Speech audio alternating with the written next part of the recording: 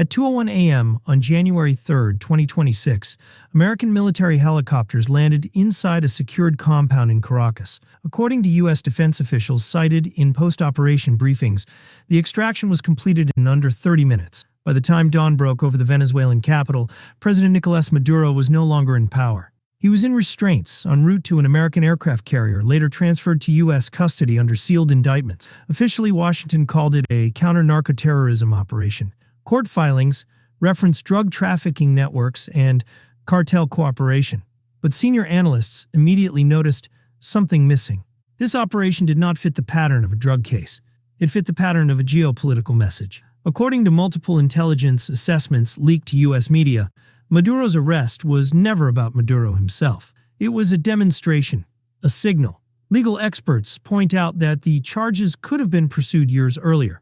They were not. The timing matters, the location matters, and above all, the strategic context matters. This was the first overt military enforcement action of what the Trump administration now openly calls the Donro Doctrine.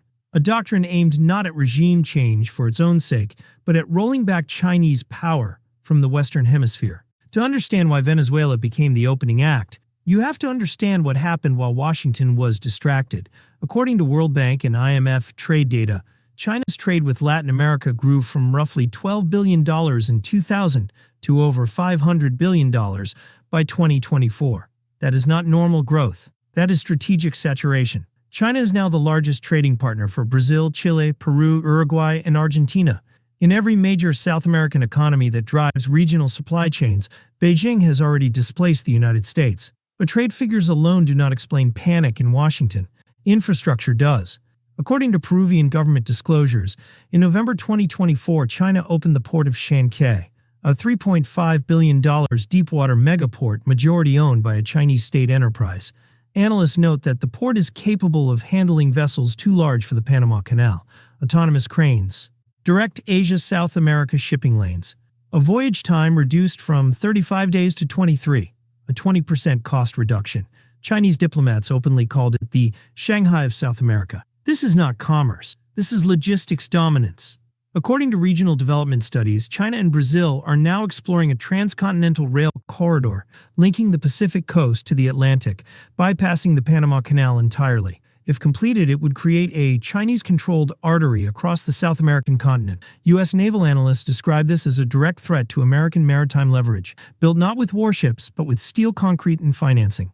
Then there is the invisible infrastructure. According to Brazil's energy regulator, China's State Grid Corporation has invested over $12.5 billion in Brazil's power sector. Ultra-high voltage transmission lines now span thousands of kilometers. Critical portions of the grid supplying São Paulo and Rio de Janeiro are Chinese-built and Chinese-operated. In 2025, State Grid secured another $3.6 billion contract, with plans to invest up to $40 billion more by 2030. Energy security analysts are blunt. Control the grid and you control the economy. And then comes lithium.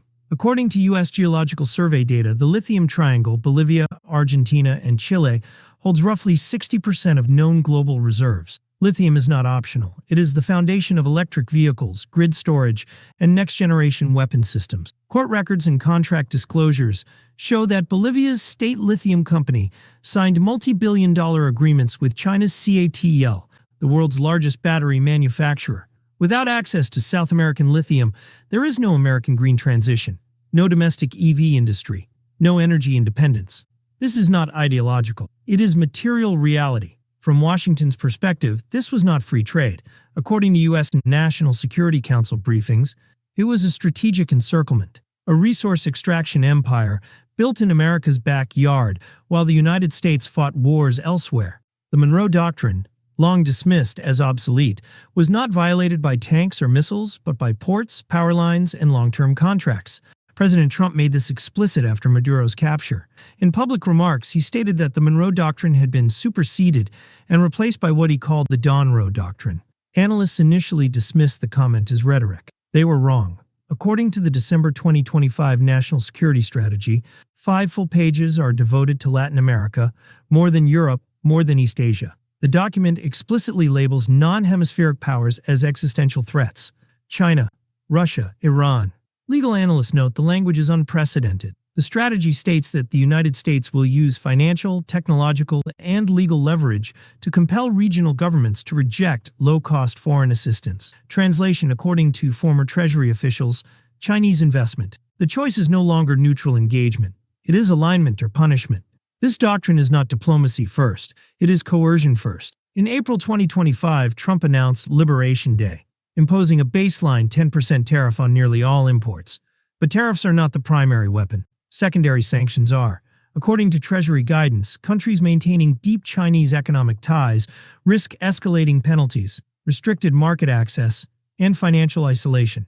The message to Latin America is explicit: trade with China or trade with the United States. You will not do both. Mexico already felt the pressure. According to Mexican legislative records, President Claudia Sheinbaum's government began advancing tariffs of up to 50% on Chinese goods, explicitly to prevent Beijing from using Mexico as a backdoor into the U.S. market. This was not voluntary policy alignment. It was compliance under threat. And then there is force. Venezuela proved that military action is no longer hypothetical. According to Pentagon sources, expanded deployments across the Caribbean, Central America, and Pacific approaches are already underway. Secretary of State Marco Rubio's visit to Panama delivered a clear ultimatum: reduce Chinese influence over canal operations or face American countermeasures. Within weeks, the Hong Kong-based firm operating ports at both ends of the canal announced asset sales to a U.S.-led consortium. Panama withdrew from the Belt and Road Initiative. Cause and effect were not subtle. Washington has paired pressure with incentives. According to IMF and IDB announcements, Bolivia's new government terminated lithium contracts with China and Russia in exchange for credit lines, financing, and technology transfer. Argentina's President Javier Milei has aligned openly with Trump, endorsing U.S. positions even when regional consensus collapses. The hemisphere is being sorted: allies and adversaries, dollar or yuan. But this is where the doctrine runs into friction. Mexico is not just a trade partner. According to USMCA review documents, it is the linchpin of supply chain decoupling. Chinese firms have built phantom factories, importing components and re-exporting them tariff-free. The USMCA renegotiation in 2026 is no longer about trade. It is about sovereignty. Trump's demand for security cooperation, justified through cartels and migration, would grant the U.S. military operational authority on Mexican soil. Legal scholars warn that designating cartels as terrorist organizations would provide statutory cover for unilateral action. Brazil presents a harder problem. It cannot be bullied easily. It is the world's 9th largest economy, a BRICS founding member, and a critical supplier of food, energy, and minerals. President Lula has refused to choose sides. At the 2025 China CELAC Summit, Brazil announced billions in new Chinese renewable investments. BYD is building EV plants. State grid is expanding. Yet American capital still flows in. U.S. tariffs were imposed, partially rolled back, but the threat remains. The question analysts are asking is whether strategic autonomy is still possible. And looming over all of this is a reality Washington cannot control completely. China cannot simply walk away. According to Chinese industrial policy analyses, Beijing's economy depends on imported resources. Brazilian iron ore, Chilean copper, Bolivian lithium, Venezuelan oil. These are not luxuries. They are inputs without which Chinese manufacturing slows, costs rise, and political stability erodes. Forcing Latin America to choose threatens resource strangulation. Beijing will not accept that passively. Hours after the Venezuela operation, China conducted large-scale military exercises, simulating blockades around Taiwan. According to defense analysts, the message was unmistakable. If America uses force to secure its sphere, China will do the same in its own. This is the escalation trap. Hemisphere against hemisphere, neighborhood against neighborhood. And this is where the danger deepens. This is not a single crisis that can be negotiated away. This is structural competition over the arteries of the global economy. Either America reasserts hemispheric dominance, or China maintains its resource access. Both cannot coexist indefinitely. Venezuela was the warning shot, the easiest target, the pariah with few defenders. What comes next will not be so simple. The pressure is moving north and south simultaneously. Mexico, Brazil, Argentina, Panama. The choices are narrowing, the costs of resistance are rising, and the consequences of compliance are becoming clearer. This is not the end of the story. This is the opening phase. What happens next is where the Donro Doctrine stops being a theory and starts becoming a global fault line. According to senior U.S. intelligence assessments circulated in early 2026, Washington does not believe it has a decade to act. It believes it has a window. The logic inside the administration is blunt. If Chinese economic integration in Latin America reaches a certain depth, it becomes irreversible without catastrophic disruption. Ports cannot be unbuilt. Power grids cannot be easily nationalized without collapse. Supply chains, once locked in, create political gravity. The Donro Doctrine is an attempt to act before that gravity becomes permanent. This explains why the strategy is not incremental. It is not cautious. According to former State Department officials, it is intentionally destabilizing. The goal is to force clarity, to collapse ambiguity, to make multi-alignment impossible. Latin American governments are being pushed into a binary choice because, from Washington's perspective, ambiguity is how China won in the first place. But here's the problem analysts keep circling back to. Latin America is not a chessboard. It is not empty space waiting to be occupied. It is a region with its own political memory, its own scars, and its own definition of sovereignty. According to regional political historians, no part of the world has experienced more external intervention under the banner of security than Latin America. The Monroe Doctrine was not remembered as protection. It was remembered as domination. And the Donro Doctrine, despite its modern language, triggers the same historical reflex. Take Nicaragua. According to Central American security reports, President Daniel Ortega's revived interoceanic canal proposal is not just an infrastructure project. It is a geopolitical hedge, a 445-kilometer canal, far larger than Panama's, capable of handling next-generation megaships, and explicitly pitched to Chinese state financiers. The price tag between $50 and $80 billion is beyond private capital. Only a state actor like China could fund it. Analysts describe it as Beijing's insurance policy. If American pressure renders Panama unreliable, Nicaragua becomes the alternative. From Washington's perspective, this is unacceptable. From Managua's perspective, it is survival. Then there is Argentina's southern flank. According to U.S. naval strategy documents, Antarctica is no longer a distant scientific concern. It is an emerging strategic theater. Argentina's port of Ushuaia is the only deep-water facility capable of supporting large-scale Antarctic operations. Chinese research stations are expanding. Naval activity is increasing. The December 2025 U.S. National Security Strategy explicitly extends hemispheric security considerations to Antarctica. This is not symbolic language, it is preparatory language. Analysts warn that any future Argentine government that reopens Patagonian ports to Chinese investment will trigger immediate American countermeasures. This brings us to the core contradiction of the Donro Doctrine. It assumes compliance through pressure, but pressure does not produce loyalty. It produces calculation, and calculation in many cases favors China. According to development economists, China's appeal in Latin America has never been ideological. It has been transactional. Roads, ports, power lines, financing without governance conditions, investment without public lectures. For governments facing budget constraints, infrastructure gaps, and domestic unrest, Chinese capital solved immediate problems. The United States, by contrast, offered market access and values, but built very little. According to regional infrastructure data, the last major U.S.-backed physical projects in Latin America date back decades. This is why analysts describe the Donro Doctrine as an attempt to win through coercion a competition that was already lost through neglect. Washington is demanding loyalty from governments it ignored, while Beijing showed up with concrete and cranes. Some countries will comply, not because they agree, but because they cannot afford resistance. Geography matters. Mexico cannot move. Panama cannot escape. Central America lives in America's shadow, but others will resist. Brazil will resist. Mexico will hedge. Colombia, newly aligned with China through Belt and Road participation, will delay and bargain. Even allies will test limits. According to diplomatic cables referenced in U.S. media, several governments are already exploring legal workarounds to maintain Chinese ties while avoiding explicit violation of American sanctions. Shell companies, third country routing, renegotiated contracts. The pressure campaign is accelerating countermeasures. From Beijing's perspective, the situation is existential. According to Chinese policy journals, Latin America is no longer optional diversification. It is core supply security. If the United States succeeds in weaponizing hemispheric access, China faces a slow economic constriction, not a collapse, a squeeze, higher costs, reduced competitiveness, domestic instability. That is why analysts believe Beijing will not retreat. It will adapt. We are already seeing this adaptation.